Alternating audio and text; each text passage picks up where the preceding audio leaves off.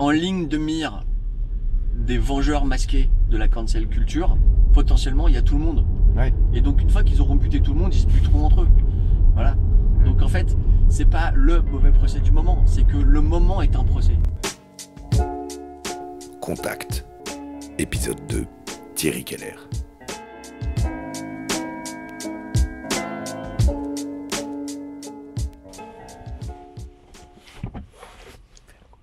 Salut.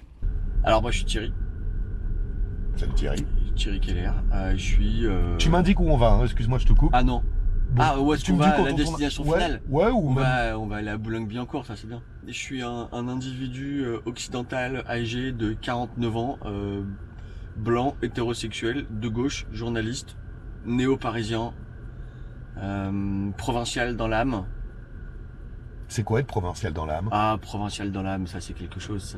Ça. Moi je pense que c'est ça. Et si tu veux vraiment une définition de mon identité, c'est ça. C'est qu'est-ce que ça veut dire monter à Paris. En fait, je crois que les gens qui sont parisiens savent pas ce que ça veut dire. Ouais. C'est une sorte de complexe, je pense quand même. Ouais. Ouais, de complexe d'infériorité mélangé un peu de la colère. Le provincial est en colère? Ouais, Ou je le pense. provincial qui débarque à Paris? Non, le provincial qui débarque à Paris. Ouais. Non, le provincial qui débarque à Paris, il vient étouffer sa colère et il vient réussir, être là où ça se passe. Ouais. En tout cas, à mon époque. Ok. Je pense que c'est quelque chose qui. J'ai le droit de tourner à gauche, pas du tout. Et moins vrai. Alors, Non, Lafayette. si t'étais une trottinette ou un vélo, oui, mais là non. Ouais. Ok. Donc la colère qui est un peu moins vraie, tu trouves maintenant? Oui, clairement. Ok. Moi, Pourquoi? j'ai vraiment l'impression que là, en ce moment, on est dans un moment où la province, qui est devenue ensuite les régions, et qui sont en train Ouais. de devenir les territoires, Ouais. elles sont quand même un peu plus bankable d'un point de vue symbolique, quoi. Ouais. Et je pense que bon bah c'est très évidemment lié à la crise sanitaire et au fait que Paris n'a plus vraiment d'intérêt sans son effervescence. Ouais. Et c'est aussi lié aux conditions technologiques d'existence qui font que bah tu peux être c'est ce que dit Jean-Christophe Fromentin dans un de ses livres d'ailleurs. Le maire de Neuilly? Ouais, le maire de Neuilly. Il dit que on peut être le centre du monde de n'importe où. Ce qui renvoie évidemment à la question des bulles de filtre, de l'identité, du décentrement, du rapport entre soi et le monde. Mais moi, quand j'étais lycéen à Marseille, entre 1988 et 1990, le centre du monde, c'était pas du tout Marseille, quoi. Ouais. Footballistiquement parlant, ouais, un peu quand même. Ouais, on va pas commencer à en parler. Si. Ah oui, c'était Bon. c'était les années de les bonnes la Coupe années. d'Europe, ouais. C'était alors le titre, c'est 93. Mais moi, j'y étais quand ça a commencé. Le titre européen, Oui, le titre. Ouais. Celui que le Paris Saint-Germain n'a jamais eu. l'étoile. Ouais. Voilà, l'étoile. Et donc évidemment, pour moi, Paris, c'était enfin, c'était un rêve, quoi. Ouais, monter à Paris. Ouais, monter à Ouais. Paris. Moi, quand j'étais en première ou en terminale, mon identité, c'était regarder un monde sans pitié. Ah, Voilà. avec Donc Hippolyte Gérard, c'est non. Hippo, c'est Alperne, et c'est Alperne. Alperne, c'est le personnage joué par Yvan Attal. La moule au milieu du salon. Mhm. Voilà, donc c'était ça. Pourquoi ce film-là t'a particulièrement marqué? Je pense que c'était vraiment très lié à ma condition de lycéen marseillais Ouais. qui avait envie d'avoir un appartement en colocation dans le 5e arrondissement, qui était à l'époque encore un arrondissement populaire, et de jouer au poker et de fumer des joints et de draguer les filles et d'être assis sur le capot d'une bagnole en attendant une meuf qui viendrait jamais, sortant d'une boîte de nuit. Elle faisait normal sup, elle avait rencard avec son mec au jardin du Luxembourg, et donc en fait c'était tout cet imaginaire Ouais. d'un lycéen excentré qui voulait rejoindre le centre. Excentré, t'habitais pas à Aix pourtant. Non, excentré de la capitale. Ouais. Après, moi, je suis Mais tu viens d'où alors? Moi je te croyais parisien. alors ça, c'est mon autre identité. Je suis un francilien Oui. de la banlieue ouest. Ouais. Je suis né à Saint-Cloud Ouais. en 1971. J'ai vécu les 9 premières années de ma vie à Boulogne-Billancourt. Oui. Alors Boulogne-Billancourt à l'époque où le métro n'arrivait pas. Hein. Ouais. Donc, Ah oui. ah bah oui. Il n'y avait pas Marcel Samba à ton époque?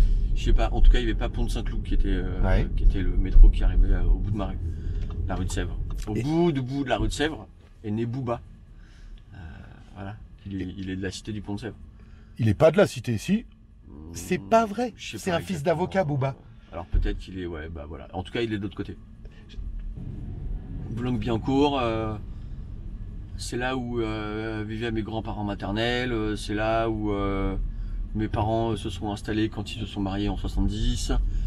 C'est là où j'ai vécu ma petite enfance. Et Boulogne-Billancourt était plus mélangé, moins totalement bourgeois à l'époque qu'aujourd'hui, non?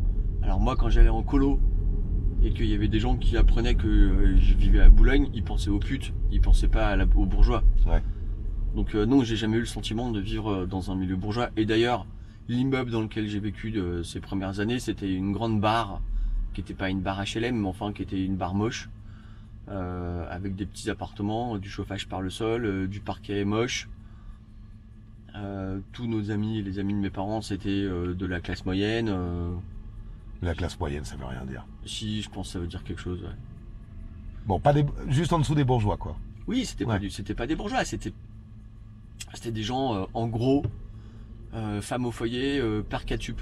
À peu près, c'est ça, quoi. Okay, ouais, Ou bien, quand la femme, l'épouse, voulait s'amuser un peu, elle faisait un mi-temps au secrétariat médical, où elle faisait les bonnes œuvres de la paroisse. Et la famille, toute la famille habitait en banlieue ouest, à Garches, Marne-la-Coquette, Louvciennes. Donc moi, j'ai vraiment une vraie détestation pour la banlieue ouest. Ouais. Ah oui, détestation. Qu'est-ce que ouais. t'as détesté? Alors après ça, on a vécu à Versailles plus tard. Ouais. Qui n'est pas vraiment la banlieue ouest, qui est vraiment un microclimat. Qu'est-ce que j'ai détesté? Je sais pas, j'ai détesté l'étroitesse, l'absence de perspective, les cours de tennis, les goûters d'anniversaire, le parc de Saint-Cloud. Je crois que c'est surtout le parc de Saint-Cloud que j'ai détesté. Tout le charme discret de la bourgeoisie, quoi. Mais pas si discret, d'ailleurs. Ouais, le charme... pas si charmant. Non, mais moi, en fait, je me souviens quand j'étais en... Après ça, j'ai vécu à Versailles au collège. Oui. Parce qu'après Boulogne, on est parti vivre à Lyon. Oui, d'accord, je voulais te demander, mais Marseille dans tout ça. Bah, d'abord Boulogne, puis Lyon. C'était le boulot de ton père qui vous a envoyé là-dedans? Ouais. Lyon, Versailles, Bordeaux, Marseille. Moi, j'ai bien aimé vivre à Marseille. Ouais. Je voulais évidemment en partir, c'était mon principal but. Mais... T'avais en tête d'aller à Paris oui, encore? bien sûr, bien sûr. Qu'est-ce que t'as aimé à Marseille? Une fille, honnêtement. Ouais. Et qu'est-ce que j'ai aimé? Le cinéma. Je pense que j'ai beaucoup plus aimé Marseille en quittant Marseille, évidemment. Sur le moment, évidemment, j'aimais pas les Marseillais, j'aimais pas leur accent, j'aimais pas la saleté, j'aimais plus le foot, alors que j'avais adoré le foot quand j'étais petit. Parce que overdose, ou par besoin de te distinguer aussi peut-être? Plus ça, je dirais par snobisme. Ouais. Le foot, c'était un truc pas pour moi. Moi, j'aimais la littérature et le cinéma, donc le foot était incompatible. J'ai vécu l'OM après, comme une nostalgie. Bah oui, quand t'es monté à Paris, là t'étais Marseillais. Enfin, représenté. Ouais, c'était... Ouais. Bah, c'est ça en fait l'identité un peu réprimée du mec en fait qui est pas vraiment parisien, qui est pas vraiment marseillais, qui appartient à rien en fait. Oui, c'est vrai. Si tu devais me demander c'est où chez moi, je dirais je sais pas quoi. Vraiment je sais pas. Alors c'est la France. Je me sens français, vraiment. L'autre identité c'est la Côte d'Azur. C'est quoi ton lien avec la Côte d'Azur? Ben, c'est toute ma famille du côté de mon père. Oui. Où ça? Saint-Laurent-du-Var, la Colle-sur-Loup, Nice, l'arrière-pays niçois, qui est une autre branche de la famille, qui est la branche de la famille issue de l'Algérie. Ok.